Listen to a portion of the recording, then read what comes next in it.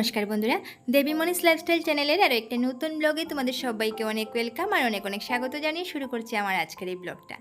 তো ভিডিওটা তোমরা ফুল ওয়াচ করবে, কোথাও কিন্তু স্কিপ করবে না। আশা করছি আমার আজকের এই ভিডিওটা তোমাদের খুবই ভালোই লাগবে। তো দেখো, ভিডিও তো আমি রেগুলার দিতে পারি না, কারণ আমার কাছে টাইম খুবই কম বলতে পারো থাকে, তাই সবসময় আর ভিডিও দিতে পারি না। কখনো বা মাসে দেই, কখনো বা সপ্তাহে দেই। আর সবসময় ভিডিও দিচ্ছি না বলে তোমরা কিন্তু আমার ভিডিওগুলো ওয়াচও করছো না আর আমাকে ভুলে যাচ্ছ কিন্তু।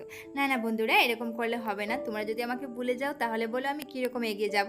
তোমরা সবাই কিন্তু আমার পাশে থাকবে আর আমাকে একটু সাপোর্ট করবে। হয়তো ভিডিও আমি রেগুলার দিতে পারি না, তবে মধ্যে মধ্যে দেই, ভিডিওগুলো কিন্তু তোমরা ওয়াচ করবে। তো দেখো, তোমাদের সাথে কথা বলতে বলতে তোমরা দেখছো আমি রেডি হয়ে যাচ্ছি, এদিকে হেনা দেবো। আর প্রথমে দেখেছো তোমরা আমি হেনাটা যে ভিজিয়ে রেখেছি, এটা কিন্তু যেদিন দিয়েছিলাম তার ঠিক আগের দিন রাত্রে আমি হেনাটা রেডি করে রেখেছিলাম।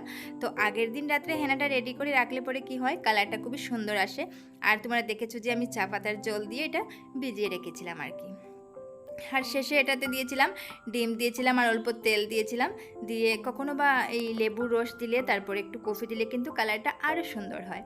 তো আমি আর এত কিছু দেইনি, শুধু অল্প তেল দিয়েছিলাম 1 চামচের মতো, আর দিয়েছিলাম এই চা পাতার জলটা দিয়েছিলাম আর কি, লিকার জলটা, এটাই দিয়েছিলাম, আর একটা ডিম দিয়েছিলাম। তো ডিমটা আমি লোকাল ডিম পাইনি বলে এটা আমি এমনিতে যেটা ব্রয়লার ডিম আছে সেটাই দিয়ে দিলাম আর কি।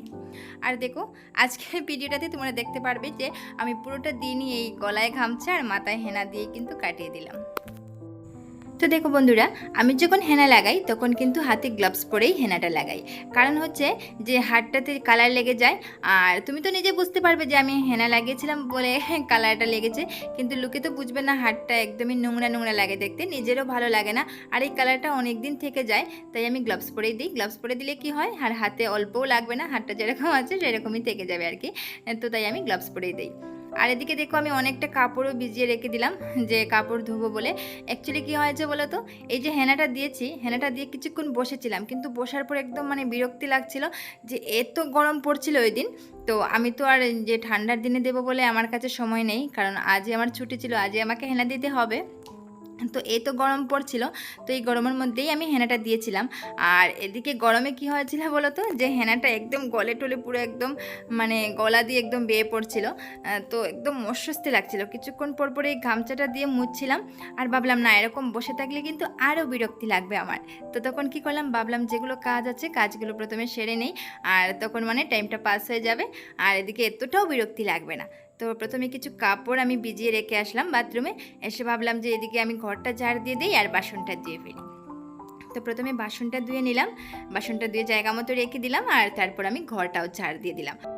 তো দেখো, ঘরটা তো ঝাড় দিয়ে দিলাম, তারপর রান্নাঘরের ডাস্টবিনটা বাইরে নিয়ে ফেলে তারপর ধুয়ে টুয়ে এনে রেখে দিলাম।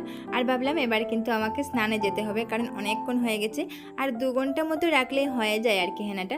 তো আমি কিন্তু অনেকক্ষণ রেখেছি, প্রায় 2 ঘন্টার উপরে হয়ে গেছে, আর এই গরমের মধ্যে 2 ঘন্টার উপরে বুঝতেই পারছো অনেকটাই কষ্ট হচ্ছে। শেষে চলে গেলাম স্নানে, আর স্নান করেই বেরিয়ে আসলাম, কিন্তু ভয় লাগছে কিভাবে কাপড়টা নিয়ে রৌদ্রে মেলিয়ে দেবো, কারণ আজকে কিন্তু রৌদ্রের তেজ অনেকটাই। তো বাইরে গিয়ে 1 মিনিট দাঁড়াতে পারছি না, এরকম অবস্থা।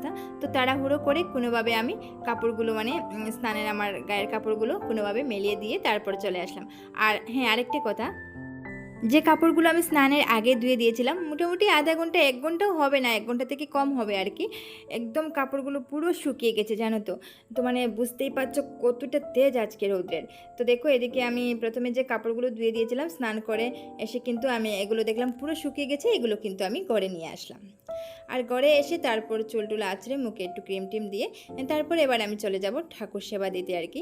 তো রোজ যেগুলো কাজ করি আর কি, আমরা ডেইলি ব্লগ তো বুঝতেই পারছো, ডেইলি ব্লগ বলতে ডেইলি তো দেই না, বাট কাজগুলো তো আমাদের সেমই থাকে। কি আর করবো, এই তো ঘুম থেকে উঠে ব্রাশ করা, রান্নাবান্না করা, স্নান টান করা, খাওয়া দাওয়া, এগুলোই থাকে। তো এটাই তোমাদের সাথে শেয়ার করছি, আর কি করবো বলো। তো দেখো, তোমাদের সাথে কথা বলতে বলতে এদিকে আমার সিঁদুর পড়াটাও শেষ হয়ে গেল, আর এখন চলে যাব আমি ঠাকুর ঘরে, ঠাকুর সেবা দিতে আর কি। তো বন্ধুরা চলো, ঠাকুর সেবা দিতে দিতে তোমাদের একটা কথা বলি। তো সবাই আমরা জানি যে 12টার আগেই ঠাকুর সেবা দিতে হয়, দিলে ভালো আর কি। তো আমিও 12টার আগে দেই, কিন্তু কোনো দিন এরকম হয় যেদিন আমি তাড়াতাড়ি করে মানে ডিউটিতে আমার যেতে হয় আর কি। তো এত তাড়াতাড়ি করে আমি ঘুম থেকে উঠে রান্নাবান্না করে খাওয়া দাওয়া করে স্নান করে ঠাকুর সেবা দিয়ে যাওয়া মানে আমার পক্ষে সম্ভব হয় না, যেহেতু আমি একা মানুষ। তাই ওদিন একটু লেট হয়ে যায়। তো কখনো মানে কোনো দিন আর কি 1টাও বেজে যায়, 2টো বেজে যায়, 2:30টা বেজে যায়। তাতেও কিন্তু এসে আমি ঠাকুর সেবাটা দেই, কারণ এই 12টা বেজে গেল বলে কি আমি ঠাকুর সেবা দেবো না? ঠাকুরকে কি উপোস রাখবো? আমার মনে হয় ঠাকুরকে না খাইয়ে রাখার চেয়ে একটু মানে বেলা করেও ঠাকুরকে দিলে তেমন কোনো প্রবলেম হবে না। তো এটা মানে আমার একটা পার্সোনাল কথা আর কি, তোমাদের সাথে শেয়ার করলাম, তোমরা কিছু মনে করো না। তো দেখো বন্ধুরা, তোমাদের সাথে কথা বলতে বলতে এদিকে আমার খাওয়াটাও রেডি হয়ে গেছে। আর তোমরা দেখলে আমি থালে অল্প কাঁচা সরষে তেল নিলাম, কারণ হচ্ছে আমি থুরবাটা বানিয়েছিলাম, আর এই থুরবাটাতে কিন্তু কাঁচা সরষে তেল অল্প দিলে কিন্তু খেতে খুবই টেস্ট হয়। তাই অল্প সরষে তেল নিলাম আর কি। এমনিতে কিন্তু আমি তেল খেতে খুবই ভয় পাই, যেহেতু আমি ডায়েটিংয়ে আছি আর কি। তাই এমনিতে সবজিতেই বলো খুবই কম পরিমাণে তেল দিয়ে রান্না করি। আর কাঁচা সরষে তেল মানে যে কোনো থুরবাটা বা কিছু সেদ্ধ করলে আর কি খুবই অল্প পরিমাণে দিয়ে খাই, তাও কিন্তু ভয়ে ভয়ে। আর এদিকে দেখো, আমি যে কাপড়গুলো ধুয়ে দিয়েছিলাম, তো বালিশ কাভারগুলো এনে বালিশে লাগিয়ে নিলাম। আর বাকি অন্যান্য কাপড়গুলো আমি সব ভাঁজ করে তারপর জায়গা মতো রেখে দিলাম আর কি।